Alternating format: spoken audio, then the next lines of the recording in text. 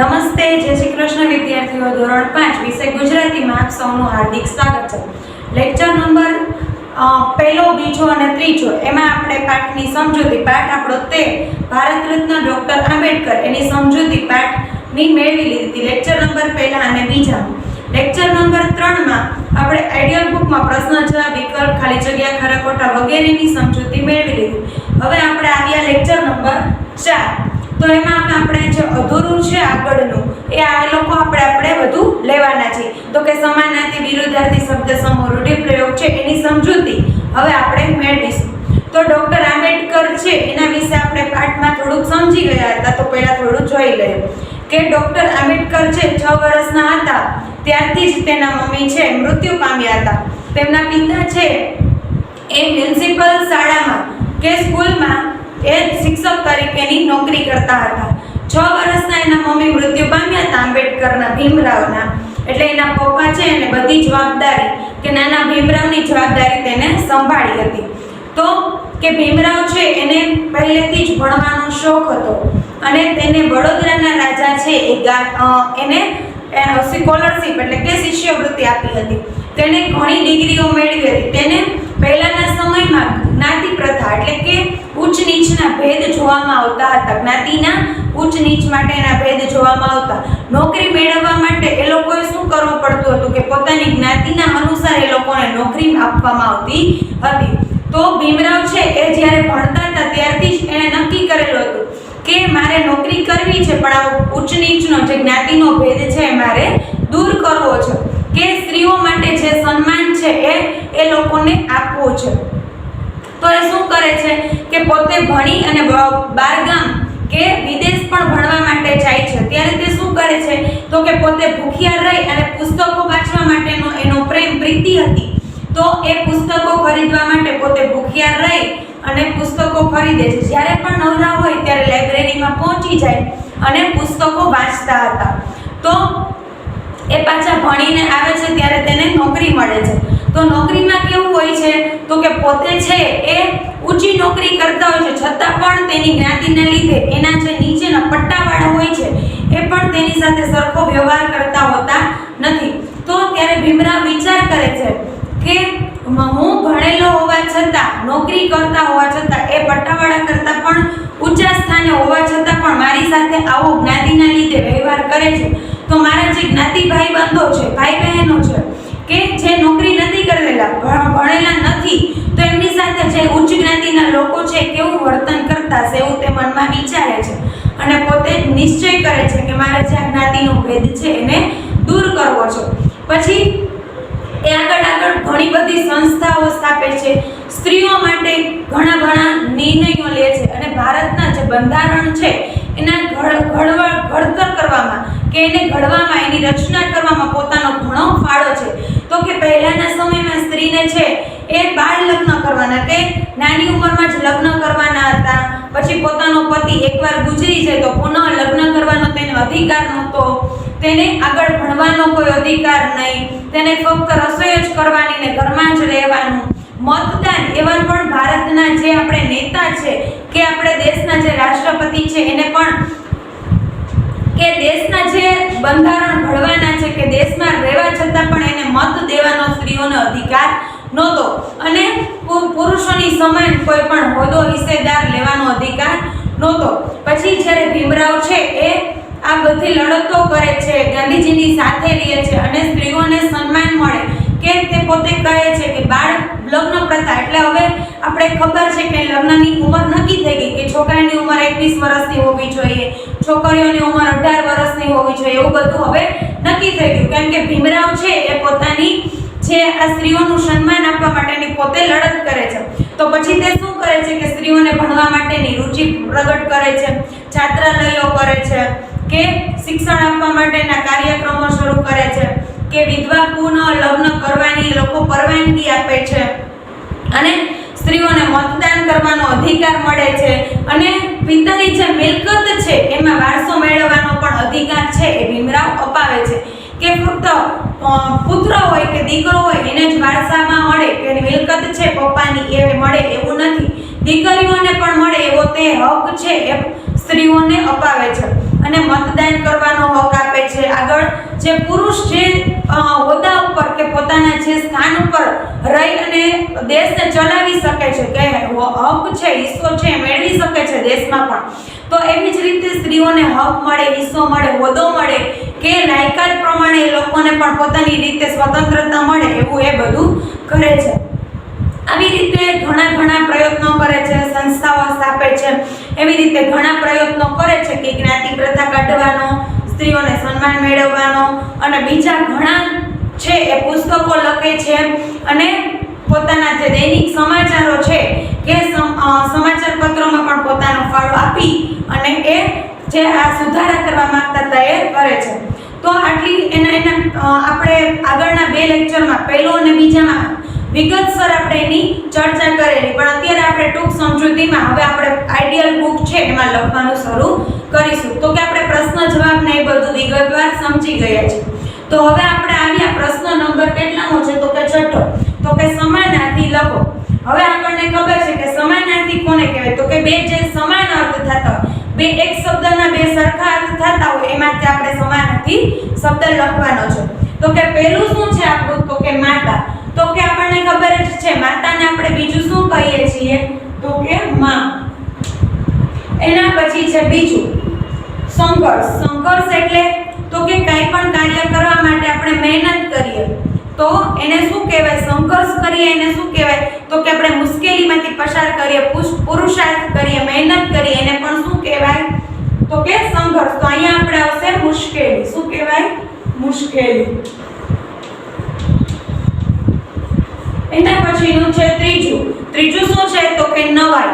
હવે આપણને ખબર જ છે કે કોરોના જેવું આપણે અહીંયા અત્યારે પરિસ્થિતિ આવી, તો તમે ઘણો ટાઈમ થઈ ગયો કે વર્ષ થઈ ગયું તમે સ્કૂલે નથી આવ્યા, અને જ્યારે તમને મેસેજ આવશે કે અમારે સ્કૂલ ચાલુ થશે ત્યારે તમને લાગે સારું લ્યો અમારે સ્કૂલ ચાલુ થઈ જશે, કે પછી એમ કહેશે કે હવે તમારે 5મા ધોરણની વાર્ષિક પરીક્ષા નથી લેવાની, તો આપણે નવાઈ લાગે. હાય શાંતિ, આપણે હવે પરીક્ષા આપવાની નથી, તો આપણે નવાઈ એટલે કે અચરજ. એના પછીનું ચોથું તંગી. તંગી એટલે તો કે આપણને ખબર છે કે અત્યારે જે કોરોનાની પરિસ્થિતિ છે, પપ્પા પણ આપણે જે નોકરીએ જતા હોય તેમાં પપ્પાનો પગાર છે કે પૈસા છે એ અડધા જ આવતા હોય, કે ક્યારેક ના પાડી દે કે તમારે ઘરે આવું છે, તમારી શેરીમાં કોઈને કોરોના આવ્યો છે, કે જેના લીધે તમારે પપ્પાનો પૂરો પગાર ન હતો, તો આપણને ખબર છે કે શું થાય?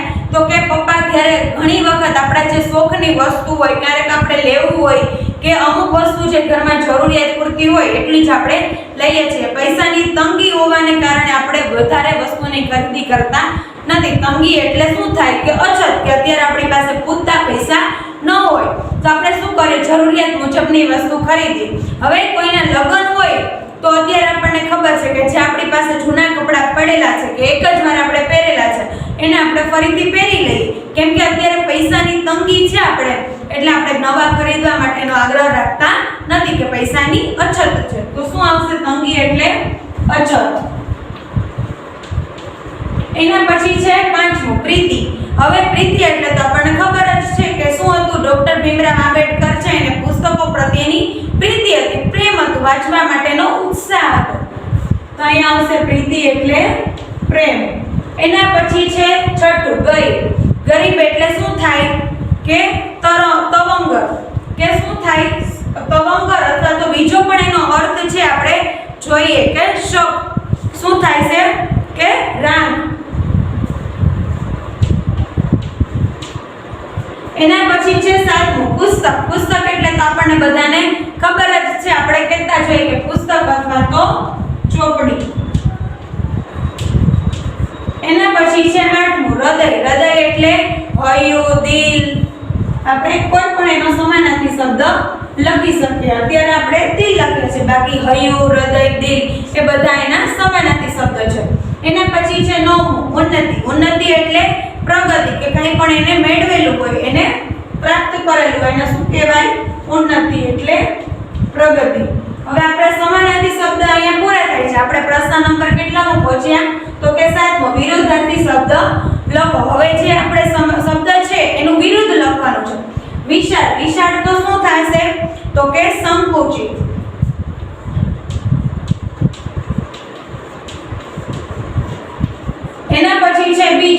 અનુકૂળ, તો અનુકૂળ તો શું થાય તો કે પ્રતિકૂળ.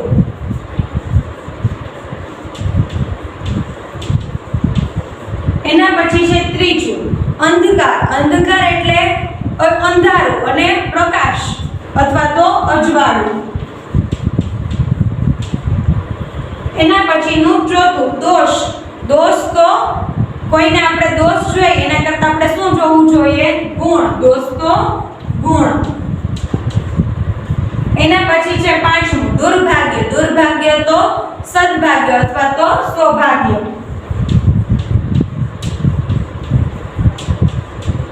પછી છે છઠ્ઠું તેજસ્વી. તેજસ્વી તો મંદબુદ્ધિ.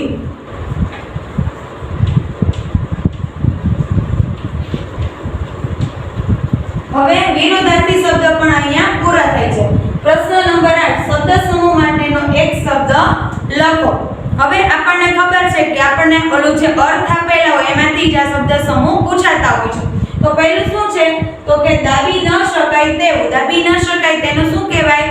અદમ્ય. એના પછી છે બીજું ગુરુ દ્વારા અપાતો મંત્ર. ગુરુ દ્વારા અપાતો મંત્રને શું કહેવાય તો કે ગુરુ મંત્ર. એના પછી છે ત્રીજું માન બતાવવા સરકાર તરફથી અપાતું સન્માન. હવે એને શું કહેવાય કે જે ડોક્ટર આંબેડકરને મળ્યું હતું એને શું કહેવાય તો કે ઇલકાબ. એના પછીનું ચોથું સહેલાઈથી ન મળે તેવું. તો એને શું કહેવાય કે આપણને સરળતાથી ન મળે તો એને શું કહેવાય તો કે દુર્લભ.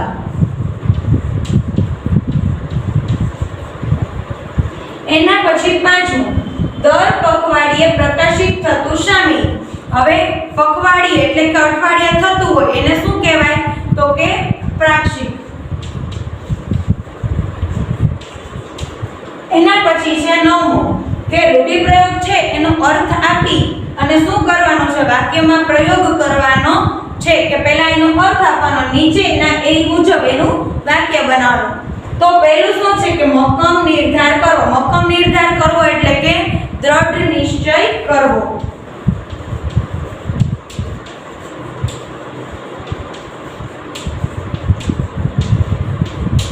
આપણે વાક્ય છે આપણી અનુકૂળતા, આપણને જે રીતે યોગ્ય લાગે એ રીતે આપણે કરી શકીએ. તો આપણે વિચારીએ કે શું કરીએ તો કે 10મા ધોરણમાં 80% કે 80 માર્ક્સ લેવા માટેનો મેં મક્કમ. કે આપણને ખબર છે કે અત્યારે તો આપણે ફટાફટ મેં ઓછી મહેનતે વધારે માર્ક્સ પ્રાપ્ત કરી શકીએ, પણ 10મું ધોરણ છે એમાં બોર્ડ હોય તો વધારે મહેનત કરવી પડે અને અગાઉથી જ આપણો ગોલ છે નક્કી કરવો પડે, ત્યારે જ આપણે એને પહોંચી શકે. કેમ કે 10મા ધોરણમાં આપણે સ્કૂલે આવવાનું હોય, ટ્યુશન હોય, પ્લસ બધા વિષયો હોય એને વાંચવાના હોય અને ત્યારે તો આપણે સ્કૂલમાં પરીક્ષા ના આપવાની, કારણ કે બોર્ડ દ્વારા લેવાની હોય. એટલે આપણે બીજી સ્કૂલમાં પરીક્ષા દેવાની હોય, હાર્ડ પેપર હોય, ક્યારેક અઘરું પેપર હોય તો આપણને તકલીફ પડે. તો આપણે અગાઉથી વાંચવાનો અને નક્કી કરેલો ગોલ મેળવવા માટે પ્રયત્ન કરવો પડે. તો આપણે વાક્ય લખી કે 10મા ધોરણમાં 80%.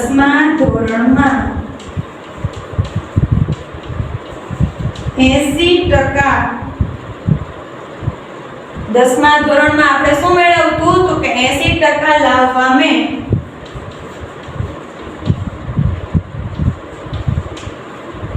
મક્કમ નિર્ધાર કર્યો હતો.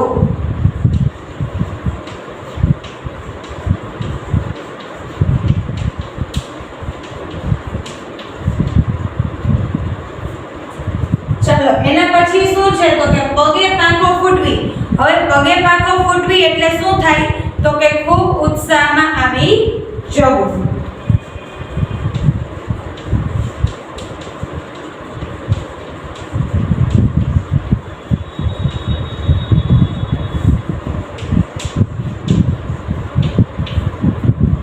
હવે એનું વાક્ય આપણે બનાવીએ તો કે ભીમરાવ છે એની જ વાત કરીએ તો કે એને જે વિદેશમાં જાવું હતું, આગળ ભણવું હતું, તો એને કોણે સ્કોલરશિપ આપી તો કે વડોદરાના રાજા હતા એને સ્કોલરશિપ આપી.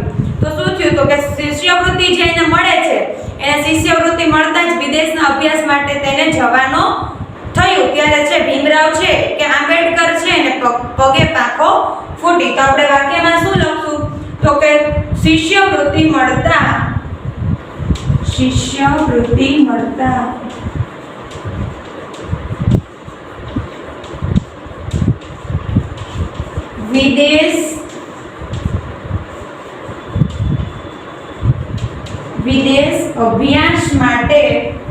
વિદેશ અભ્યાસ માટે જવાનું હોવાથી આંબેડકરને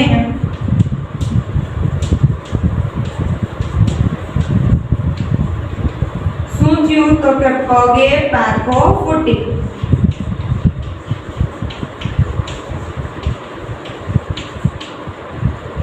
જો આપણને પાઠના આધારે વાક્ય યાદ હોય તો એ જ વાક્ય લખી તો આપણને ફટાફટ પાઠે યાદ હોય અને એના લીધે આપણે સરળતાથી વાક્ય પણ બનાવી શકીએ. હવે એના પછી છે ત્રીજું કે પેટે પાટા બાંધવા. હવે પેટે પાટા બાંધવા એટલે શું થાય કે ખૂબ જ દુઃખ વેઠવું કે ભૂખ. જ્યારે આંબેડકર છે વિદેશમાં ગયા હતા તો એની પાસે એટલા નોકરી કરે અને પુસ્તક ખરીદી શકે અને પૂરતું જમી શકે એટલા બધા પૈસા નહોતા.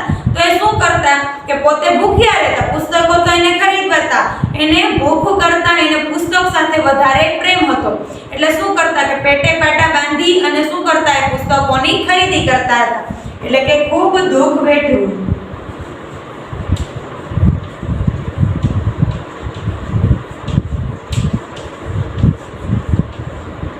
હવે એનું વાક્ય શું થશે કે પેટે પાટા બાંધી અને જ્યારે ગરીબ મા-બાપ છે એના છોકરા છે એને ભણાવતા હોય છે કે પોતાની જરૂરિયાત છે એટલું જ એ લોકો ખરીદતા, પોતાની મોજ શોખની વસ્તુ એ લોકો ખરીદતા હોતા નથી.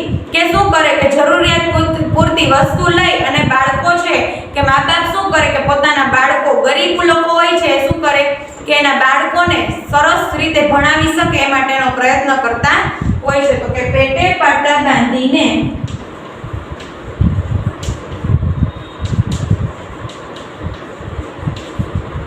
ગરીબ મા-બાપ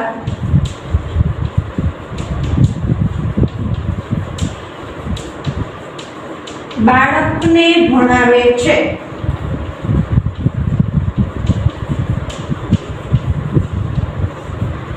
હવે એના પછીનું ચોથું કે લોઢાના ચણા ચાવ. એટલે શું થાય કે લોઢાના ચણા ચાવવા એટલે કે અત્યંત મુશ્કેલ કામ હોય એ કરવાનું. હવે આપણને ખબર જ છે કે આંબેડકર છે એને સ્ત્રીઓ માટે પણ ઘણા પ્રયત્ન કર્યા, જ્ઞાતિ માટે પણ ઘણા પ્રયત્નો કર્યા. તો એ આખા દેશમાં જે આ જ્ઞાતિ પ્રથા હતી, સ્ત્રીઓના સન્માનની વાત હતી એ કઈ સરળતાથી કરી ન શકાય, પણ એને ઘણા પ્રયત્નો કર્યા. તો એને કામ કરવું અત્યંત મુશ્કેલ હતું પણ છતાં એ પ્રયત્ન કરી અને એ કરે છે. તો આપણે શું આવશે એના અર્થમાં? તો કે અત્યંત મુશ્કેલ કામ કરવું.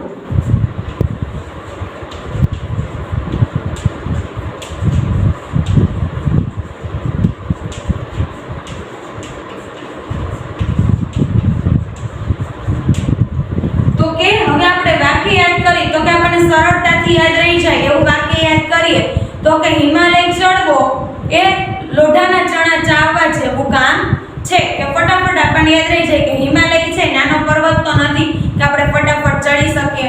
તો આપણે વાક્ય સરળતાથી યાદ રહી જાય એટલા માટે આપણે નાનું વાક્ય યાદ રાખીએ કે હિમાલય ચડવો એ લોઢાના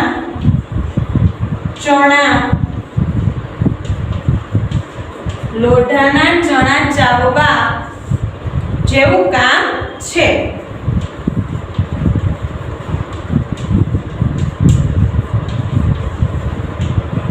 એના પછી પાંચમું તો કે આકાશ પાતળ એક કરવા. હવે આકાશ પાતળ એક કરવા એટલે કે પરીક્ષા હોય.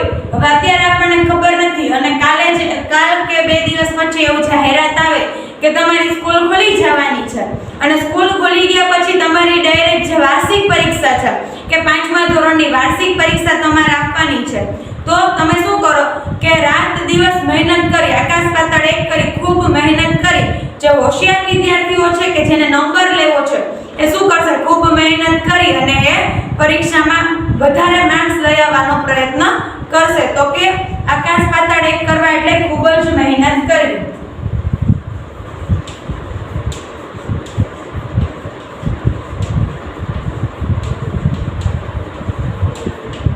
હવે એનું વાક્ય આપણે શું બનાવીએ? તો કે ખોવાયેલ સોનાની બુટ્ટી શોધવા શારદાએ આકાશ પાતાળ એક કર્યા. હવે સોનાની બુટ્ટી કોઈની ખોવાઈ ગઈ, આપણને ખબર છે. એમણામાં ક્યાંક આપણી નાની વસ્તુ ખોવાઈ ગઈ હોય, ન મળતી હોય, તો આપણે ઘરમાં નાના ભાઈ બહેન અથવા તો મમ્મી માથે બોલાવતા, રાડું પાડતા, મમ્મી મારી આ વસ્તુ ક્યાં મૂકી દીધી છે, મને મળતી નથી. કાં પછી નાના ભાઈ બહેન હોય તો એને પૂછીએ, તમે મારું જ્યારે હોય ત્યારે લઈ જ લેતા હોય છે, મને મળતું જ નથી, તમને ખબર જ ન હોય. આપણે કેટલી રાડું પાડીએ ને બૂમો પાડીએ. તો શું આપણે વાક્ય યાદ રાખશું કે ખોવાયેલી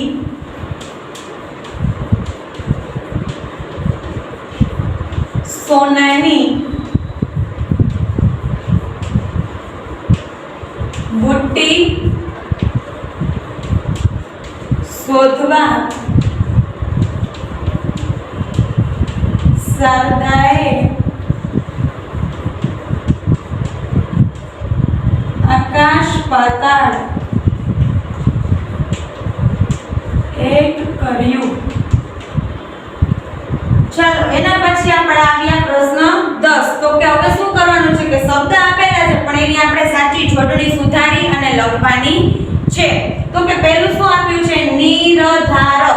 હવે નિર્ધાર કેમ લખાય? તો કે આપણને ખબર છે વચ્ચે આપણે ર લખતા નથી અને શું કરીએ છીએ કે દીર્ઘાયની બદલે શું કરતા હોય છે આપણે રસ્વાય અને ધ્વનિ માથે રેફ. નિર્ધાર. એના પછી છે શૈક્ષણિક. હવે આપણને ખબર જ છે વારંવાર સૂચના આવતી હોય તો શૈક્ષણિકમાં વર્ણમાં દીર્ઘાય હોય છે કે રસ્વાય.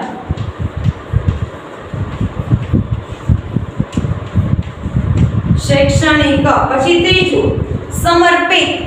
સમર્પિત એટલે શું થાય કે એમાં આપણે જોઈએ શબ્દમાં તો કે રસ્વાય કે દીર્ઘાય, તો આપણે લખીએ ત્યારે ખબર પડે કે આ વસ્તુ કે આ શબ્દ ખોટો છે. પણ કેવી રીતે લખાય સમર્પિત? તો કે રસ્વાય આવે, દીર્ઘાય આવતી નથી. પછી એના પછી છે ચોથું અસ્પૃશ્ય. અ સ સસલાનો અને કૃષય. હવે એવી રીતે આપણે લખતા નથી. તો કે અ પછી સસલાનો સ છે એને આપણે અડધો કરી છીએ, પછી પૃષ્ય. સસલાના સને આપણે આખો કરતા નથી અને નીચે કોમા ત્રાસો લીટો કરતા નથી. એના પછી છે ટચુકડું. હવે ટચુકડું કેમ લખીએ છીએ આપણને ખબર જ છે, ટચુકડું. પછી છે આર્થિક. હવે આર્થિક છે તો એમાં આપણને ખબર છે કે એમાં આવી રીતે લખાતું નથી. આર્થિક કેમ લખીએ છીએ આપણે આ રીતે. આ છે શબ્દ એ સાચો છે. પછી છે સાતમું કિરણ. હવે કિરણ આપણને તો ખબર જ છે, ઘણાના નામ પણ હોય છે. તો કે કિરણ આપણે આમ લખીએ છીએ. પછી છે ઉદ્ધારક. હવે ઉદ્ધારક કેમ લખીએ છીએ? તો કે આવી રીતે બે ધ કરતા નથી. કેવી રીતે લખીએ? તો કે દ જેવું કરી અને નીચે નાનકડો ધ અને પછી ર અને ક. ઉદ્ધારક. હવે આપણી જોડણી છે અહીંયા પૂરી થઈ છે. આપણે પ્રશ્ન કેટલામાં પહોંચ્યા? તો કે 11. મહાપુરુષોએ આપેલા જે સૂત્ર છે કે એ લોકોએ જે પોતાના સૂત્ર, ધારો કે ડોક્ટર આંબેડકર કહેતા ને કે સ્વાવલંબન છે એ જ પોતાની સાચી સહાય છે. તો એવી રીતે બધાએ જે પોતાના સૂત્રો આપેલા છે એ આપણે યાદ રાખી અને અહીંયા લખવાના છે. તો પહેલું ગાંધીજી શું કહે છે કે ગાંધીજી શું કહે છે એ આપણે યાદ કરવાનું કે મારું જીવન એ જ મારો સંદેશ. તો આપણે અહીંયા લખવાનું કે મારું જીવન એ જ મારો સંદેશ. હવે એના પછી વિનોબાજી કે શું કહે છે? તો કે ઈ શું કહે છે એના વિશે લખવાનું છે. તો કે એનું સૂત્ર કયું છે? તો કે સબ ભૂમિ ગોપાલ કી.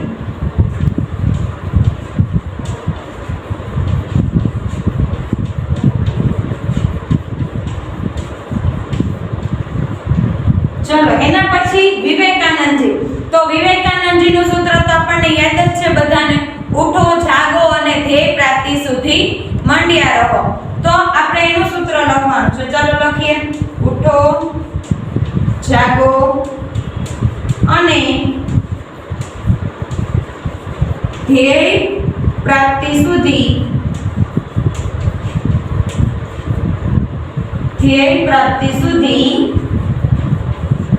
મંડ્યા રહો. પછી છે લોકમાન્ય તિલક.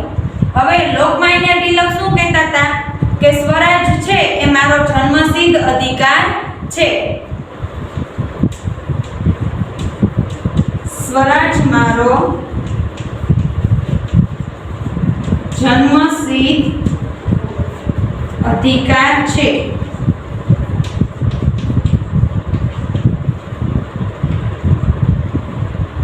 હવે એના પછી જવાહરલાલ નહેરુ કે શું કહેતા હતા કે આરામ હરામ હે.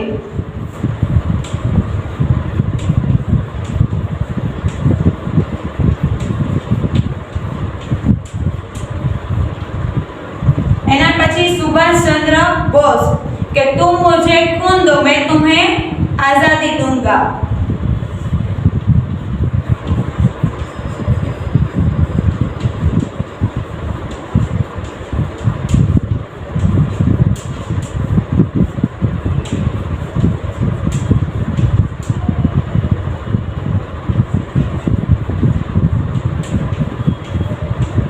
तुम मुझे खून दो मैं तुम्हें आजादी दूंगा. એના પછી છેલ્લું ડોક્ટર આંબેડકર. તો ડોક્ટર આંબેડકર શું કહેતા કે સ્વાવલંબન એ જ સાચી સહાય છે.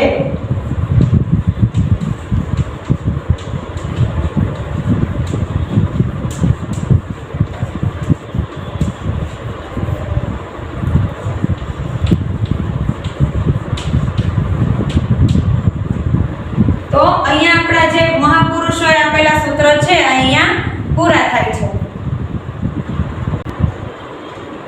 હવે જોઈએ આપણે પ્રશ્ન 13 તો કે ખાલી જગ્યામાં જે બે વિકલ્પ આપેલા છે એનો ઉપયોગ કરીને આપણે યોગ્ય અક્ષર કે શબ્દ બનાવવાનો છે. તો પહેલી છે જો ખાલી જગ્યા તમ તો ઉત્તમ. ઈ તો આપણને ખબર પડી ગઈ પણ અડધો કે આખો તો કે ઉત્તમમાં અડધો આવશે ઉત્તમ. એના પછી છે બીજું ખાલી જગ્યા ત્ર તો પુત્ર. ઈ તો ખબર પડી ગઈ પણ રસવાળું કે દીર્ઘાળું તો કે પુત્રમાં શું આવે રસવાવાળું. એના પછી છે ત્રીજું ખાલી જગ્યા શ તો શું આવશે શિષ્ય પણ રસવાય કે દીર્ઘાય તો કે રસવાય શિષ્ય. એના પછી છે ચોથું ખાલી જગ્યા તકર્ષ તો શું આવશે ઉત્કર્ષ પણ ઉ કેવો આવશે અડધો ઉત્કર્ષ. એના પછી છે પાંચમું ખાલી જગ્યા શુકેલી તો મુશ્કેલી પણ રસવાળું કે દીર્ઘાવાળું તો કે રસવાળું મુશ્કેલી. હવે એના પછી છે પ્રશ્ન 14 કે શબ્દ છે એને શબ્દકોશમાં ગોઠવવાના છે. કક્કાવારી પ્રમાણે આપણે ગોઠવવાના છે.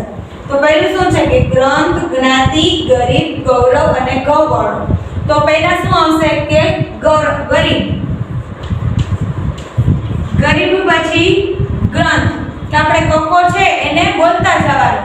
તો આપણે જોઈએ ગરીબ છે ગૌરવ છે અને ગ્રંથ છે તો કે પહેલા ગરીબ આવે. અને આપણે બારાક્ષરીમાં પણ ખબર છે કે સાદું કાનાવાળું રસવાય દીર્ઘાય રસવાવાળું દીર્ઘાવાળું એક માત્રા બે માત્રા કાનો માત્ર કાનો બે માત્રા અને માથે મીંડું એવી રીતે આવતું હોય છે.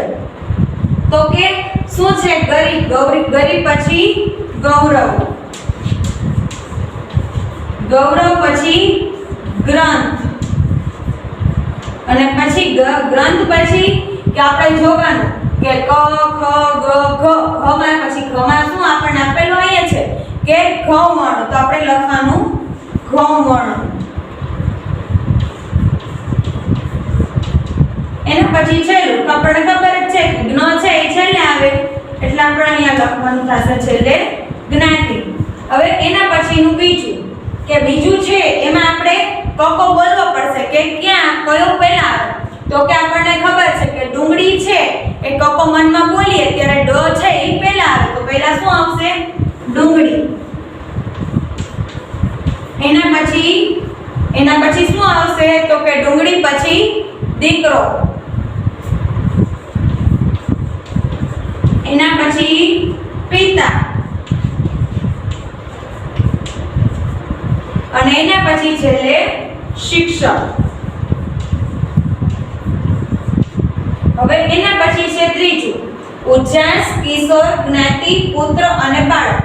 તો કે આપણને ખબર છે કે આપણે કકા પહેલા શું લઈએ છીએ તો કે સ્વર। તો કે સ્વરમાં પહેલા શું આપેલું છે ઉજાસ। હવે આપણને ખબર છે કકાની શરૂઆતમાં પહેલા શું આવશે ક। તો ક ઉપરથી આપણને અહીંયા આપેલું છે કિશોર। હવે એના પછી તો કે પહેલા પુત્ર છે ને પછી બાળક છે। તો આપણે કકો બોલીએ કે પ ફ બ તો પહેલા શું આવશે પ એટલે કે પુત્ર પછી બાળક અને એના પછી છેલ્લે કે જ્ઞ એટલે જ્ઞાતિ। હવે જો આપણે કકાવારી પ્રમાણે ન આવડે તો આપણે શું યાદ કરવાનું કે પહેલા કકો છે એને બોલવાનો અને જે શબ્દ આપેલા છે જે શબ્દ છે તો એ આપણને ખબર છે કે અહીં આપણે જોયું કે 3 શબ્દ આપેલા છે તો આપણે એને બારાક્ષરી પ્રમાણે જોઈ અને એ રીતે લખવાનું છે। હવે એના પછી આપણે આવ્યા પ્રશ્ન 15 તો કે સ્ત્રીલિંગ પુલ્લિંગ અને નપુંસકલિંગ કરવાનું વર્ગીકરણ કરવાનું છે। તો કે સ્ત્રીલિંગમાં કયું આવશે તો કે આપણે જોતા છે અને લખતા છે। તો કે પહેલું છે એ પિતા છે। તો કે પિતા શેમાં આવે તો કે આપણને ખબર છે કે પુલ્લિંગમાં આવે। તો આપણે લખતા જશું કે પિતા છે એ શેમાં આવે પુલ્લિંગમાં। એના પછી છે કે સૂર્ય કિરણ। તો કે સૂર્ય કિરણ છે એ શેમાં આવશે તો કે નપુંસકલિંગમાં। તો કે એમાં આપણે લખશું પહેલું સૂર્ય કિરણ। એના પછી છે શિક્ષક। તો કે શિક્ષક છે એ આપણે અત્યારે લખશું શેમાં તો કે પુલ્લિંગમાં। એના પછી છે પુસ્તક। તો કે પુસ્તક છે એ વસ્તુ છે તો એ શેમાં લખશું તો કે નપુંસકલિંગમાં।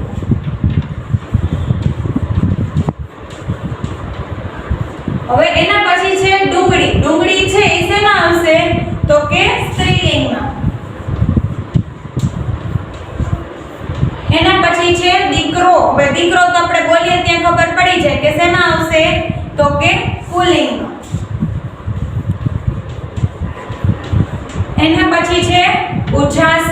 ઉજાસ શેમાં આવશે તો કે પુલ્લિંગમાં। હવે એના પછી છે કિશોર। તો કે કિશોર છે એ શેમાં આવશે તો કે પુલ્લિંગમાં।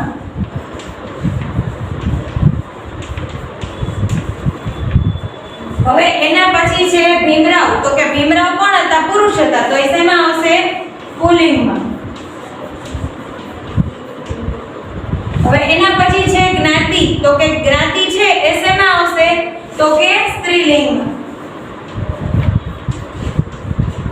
એના પછી છે આઝાદી। તો કે આઝાદી શેમાં આવશે તો કે સ્ત્રીલિંગમાં। એના પછી છે બાળક। તો કે બાળક શેમાં આવશે તો કે નપુંસકલિંગમાં। અને એના પછી છેલ્લું છે પુત્ર। તો એ શેમાં આવશે તો કે પુલ્લિંગમાં।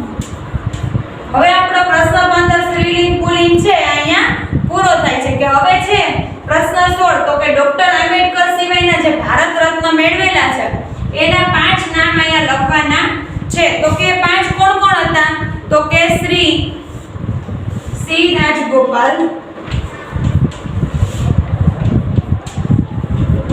રાજગોપાલચારી। એના પછી બીજું તો કે બીજું કોણ છે તો કે લતા મંગેશકર।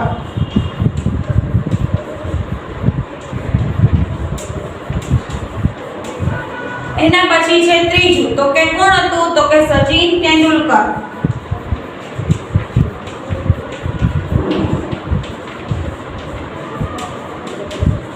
એના પછી ચોથું તો કે કોણ છે CNR રાવ।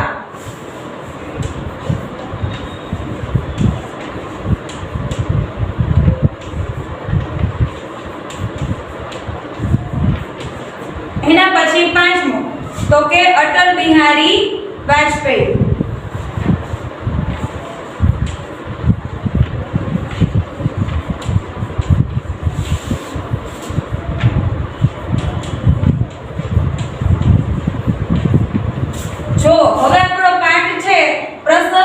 સુધી અહીંયા પૂરું થઈ ગયું છે. પાઠ 13 ભારત રત્ન ડોક્ટર આંબેડકર છે એ અહીંયા પૂરો થાય છે. આપણો લેક્ચર નંબર 4 છે એ પણ અહીંયા પૂરો કરીએ છીએ. અસ્તુ.